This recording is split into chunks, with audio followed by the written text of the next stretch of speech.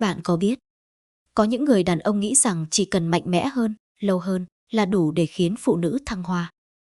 Nhưng sự thật lại hoàn toàn ngược lại. Có những người phụ nữ nằm im lặng bên cạnh người đàn ông của mình, không phải vì họ không có cảm xúc,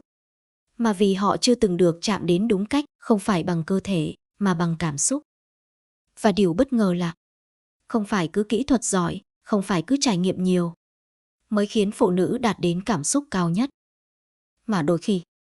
chỉ cần đúng một tư thế, đúng một khoảnh khắc và đúng cách yêu, cũng đủ khiến họ nhớ mãi không quên. Trong video này, tôi sẽ không nói về những điều quá phô trương hay táo bạo, mà sẽ chia sẻ với bạn những điều đơn giản nhưng cực kỳ quan trọng, những tư thế giúp phụ nữ thăng hoa theo cách tinh tế nhất. Và có thể, sau khi nghe xong, bạn sẽ nhận ra, điều mà phụ nữ cần chưa bao giờ là thứ bạn nghĩ. Thứ nhất, tư thế đối mặt khi ánh mắt nói thay lời. Trong tất cả những sự gần gũi giữa hai con người, có lẽ không gì chân thật hơn việc nhìn thẳng vào mắt nhau. Bởi khi hai người đối diện, mọi khoảng cách dường như biến mất, không còn chỗ cho sự che giấu hay lẩn tránh, chỉ còn lại cảm xúc nguyên vẹn và sự hiện diện thật sự của nhau. Tư thế này tưởng chừng đơn giản đến mức nhiều người bỏ qua, cho rằng nó quá quen thuộc, nhưng chính sự quen thuộc ấy lại là nơi cảm xúc bắt đầu và lớn dần lên theo cách sâu sắc nhất. Phụ nữ không chỉ cảm nhận bằng cơ thể, mà còn bằng ánh mắt, bằng từng cái chạm rất nhỏ, bằng cách người đàn ông nhìn họ có đủ lâu, đủ dịu dàng hay không, bởi chỉ cần một ánh nhìn vội vàng cũng đủ khiến họ cảm thấy mình không được trân trọng. Còn một ánh nhìn chân thành lại có thể khiến trái tim họ mềm lại mà không cần bất cứ lời nói nào. Khi bạn ở trong tư thế này, điều quan trọng không phải là nhanh hay chậm, mạnh hay nhẹ, mà là bạn có thực sự ở đó hay không. Có dành trọn sự chú ý cho người phụ nữ trước mặt hay chỉ đang làm theo thói quen, bởi phụ nữ cảm nhận được tất cả những điều đó, kể cả khi bạn không nói ra. Có những khoảnh khắc rất nhỏ nhưng lại đọng lại rất lâu, như khi bạn khẽ chạm vào khuôn mặt cô ấy, dừng lại một nhịp, rồi nhìn cô ấy bằng ánh mắt ấm áp, như thể cô ấy là người duy nhất trong thế giới của bạn. Chính những điều tưởng như giản đơn ấy lại khiến cảm xúc được mở ra một cách tự nhiên nhất. Tư thế đối mặt không vội vàng, không ồn ào, nó đòi hỏi sự kiên nhẫn và sự tinh tế. Bởi khi hai người gần nhau đến vậy, mọi cảm xúc đều trở nên rõ ràng, một chút quan tâm sẽ trở nên ấm áp, nhưng chỉ một chút hờ hững cũng đủ khiến mọi thứ trở nên xa cách. Vì vậy, nếu bạn chọn tư thế này, đừng chỉ dừng lại ở việc tiếp xúc về mặt cơ thể, hãy để ánh mắt của bạn biết lắng nghe, để đôi tay của bạn biết dừng lại đúng lúc, để sự hiện diện của bạn trở thành điều khiến cô ấy cảm thấy an toàn và được trân trọng. Bởi phụ nữ hiếm khi nói ra họ cần gì, nhưng họ luôn thể hiện điều đó qua cảm xúc, và khi họ cảm thấy được thấu hiểu, họ sẽ tự nhiên mở lòng, chậm rãi nhưng sâu sắc. Điều mà nhiều người đàn ông không nhận ra là phụ nữ không sợ sự gần gũi, họ chỉ sợ cảm giác ở rất gần một người, nhưng lại không có sự kết nối. Và tư thế đối mặt, nếu được thực hiện bằng sự chân thành, không chỉ là sự gần gũi của cơ thể, mà còn là sự chạm đến của hai tâm hồn. Là khi bạn không cố gắng thể hiện điều gì, mà chỉ đơn giản là muốn ở bên cạnh họ. Và chính khi đó, sự thăng hoa không còn là điều phải tìm kiếm, mà trở thành một cảm xúc tự nhiên, đến nhẹ nhàng nhưng đủ sâu để khiến người ta nhớ mãi. Thứ hai, tư thế từ phía sau, khi cảm giác được dẫn dắt.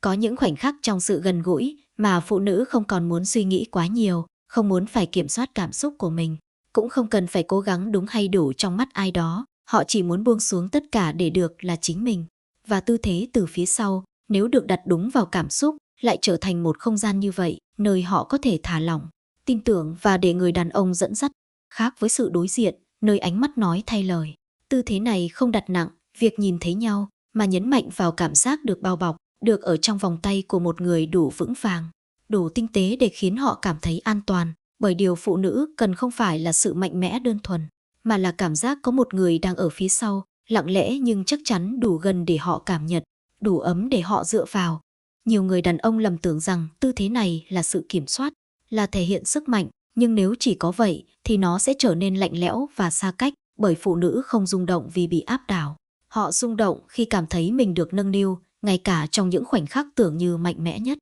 Một cái ôm nhẹ từ phía sau, một bàn tay đan vào tay cô ấy, hay chỉ là việc bạn giữ nhịp điệu chậm lại để lắng nghe hơi thở của cô ấy. Tất cả những điều đó nhỏ thôi, nhưng lại là thứ quyết định cảm xúc có được mở ra hay không.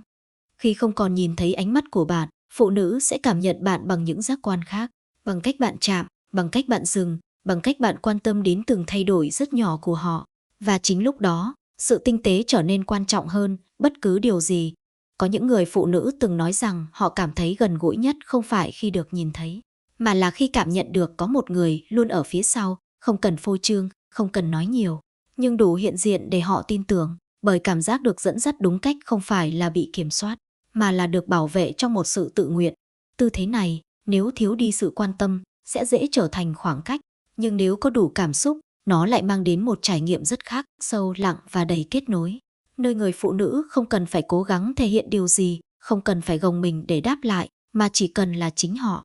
Điều quan trọng không nằm ở việc bạn làm gì, mà nằm ở cách bạn khiến họ cảm thấy thế nào, bởi chỉ khi họ thực sự tin tưởng, họ mới dám buông lỏng, và khi họ buông lỏng, cảm xúc mới có thể đi xa hơn. Đó là lý do vì sao trong tư thế này, sự vội vàng sẽ phá vỡ tất cả, còn sự kiên nhẫn lại mở ra rất nhiều điều. Bởi mỗi nhịp chậm lại là một cơ hội để bạn lắng nghe nhiều hơn, để bạn hiểu hơn, để bạn kết nối sâu hơn với người phụ nữ phía trước mình. Và đến một lúc nào đó, bạn sẽ nhận ra rằng điều khiến họ thăng hoa không phải là việc được dẫn dắt bởi một người mạnh mẽ, mà là được ở phía trước một người đủ tinh tế để hiểu khi nào nên tiến, khi nào nên dừng, khi nào nên giữ họ thật gần, và khi nào chỉ cần lặng lẽ ở phía sau để họ cảm nhận rằng mình không hề cô đơn. Thứ ba, tư thế khi phụ nữ chủ động, khi họ được là chính mình.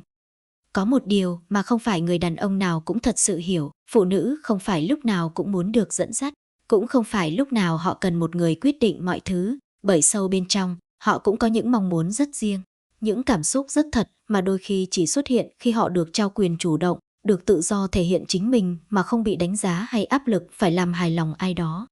Khi người phụ nữ chủ động, đó không chỉ là sự thay đổi về vị trí hay vai trò, mà là sự thay đổi trong cảm xúc. Bởi lúc này họ không còn là người đáp lại, mà trở thành người cảm nhận và dẫn dắt theo cách của riêng mình. Và chính điều đó khiến cảm xúc trở nên tự nhiên, chân thật hơn bao giờ hết. Nhiều người đàn ông vô tình làm mất đi điều này khi cố kiểm soát hoặc can thiệp quá nhiều. Trong khi điều phụ nữ cần lại rất đơn giản, một không gian đủ an toàn để họ không ngại thể hiện, một ánh nhìn đủ tin tưởng để họ không thấy mình bị soi xét, và một sự hiện diện đủ tinh tế để họ biết rằng dù họ chủ động, họ vẫn luôn được nâng đỡ. Khi không còn áp lực phải đúng hay giỏi, phụ nữ sẽ thoải mái hơn với cảm xúc của mình. Họ không còn gượng ép, không còn phải che giấu những điều mình thật sự muốn, và chính sự tự nhiên, đó lại là điều khiến họ trở nên cuốn hút nhất. Có những khoảnh khắc, chỉ cần bạn lùi lại một chút, để họ tự do thể hiện nhịp điệu, cảm xúc và mong muốn của mình. Bạn sẽ thấy một phiên bản rất khác của người phụ nữ trước mặt, mềm mại hơn nhưng cũng tự tin hơn, dịu dàng nhưng không hề yếu đuối. Và chính trong những khoảnh khắc đó, sự kết nối giữa hai người không còn là một chiều, mà trở thành sự hòa hợp, nơi cả hai cùng lắng nghe và đáp lại nhau. Điều quan trọng nhất trong tư thế này không phải là bạn làm gì, mà là bạn không làm gì, không vội vàng giành lại quyền kiểm soát, không phá vỡ nhịp cảm xúc của cô ấy, mà thay vào đó là quan sát, cảm nhận và đồng hành. Một cái nắm tay nhẹ, một ánh nhìn khích lệ, hay đơn giản là sự kiên nhẫn, cũng đủ để cô ấy cảm thấy được tôn trọng và được là chính mình. Bởi khi phụ nữ cảm thấy mình được tin tưởng, họ sẽ mở lòng nhiều hơn, họ dám thể hiện nhiều hơn, và khi đó, cảm xúc không còn bị kìm nén, mà sẽ lan tỏa một cách tự nhiên, sâu sắc. Có thể bạn sẽ bất ngờ khi nhận ra rằng, đôi khi điều khiến phụ nữ thăng hoa không phải là những gì bạn cố gắng mang lại, mà là những gì bạn đủ tinh tế để trao lại cho họ, quyền được cảm nhận, quyền được chủ động, quyền được là chính mình trong khoảnh khắc gần gũi nhất. Và khi một người phụ nữ không còn phải gồng mình để phù hợp với kỳ vọng của ai đó, mà có thể tự do sống trong cảm xúc của mình, thì chính lúc đó, sự kết nối giữa hai người mới thật sự chạm đến chiều sâu, không ồn ào, nhưng đủ mạnh mẽ để khiến cả hai nhớ mãi. Thứ tư, tư thế ôm sát khi mọi thứ chậm lại. Có những khoảnh khắc trong sự gần gũi không cần đến sự mạnh mẽ hay vội vã, mà chỉ cần một cái ôm đủ chặt để hai người cảm nhận được nhau, đủ gần để nghe rõ từng nhịp thở, và đủ chậm để cảm xúc kịp lan ra trong im lặng. Tư thế ôm sát không phải là thứ khiến người ta choáng ngợp ngay từ đầu, nhưng lại là thứ khiến người ta nhớ rất lâu, bởi nó không đánh vào sự kích thích nhất thời, mà chạm đến nhu cầu sâu kín nhất của phụ nữ, được yêu thương, được che chở và được ở bên một người thật sự hiện diện. Khi hai cơ thể ở gần nhau đến mức không còn khoảng cách, điều còn lại không chỉ là sự tiếp xúc, mà là cảm giác được kết nối, như thể mọi ồn ào bên ngoài đều dừng lại, chỉ còn lại hai người trong một không gian rất riêng, rất yên.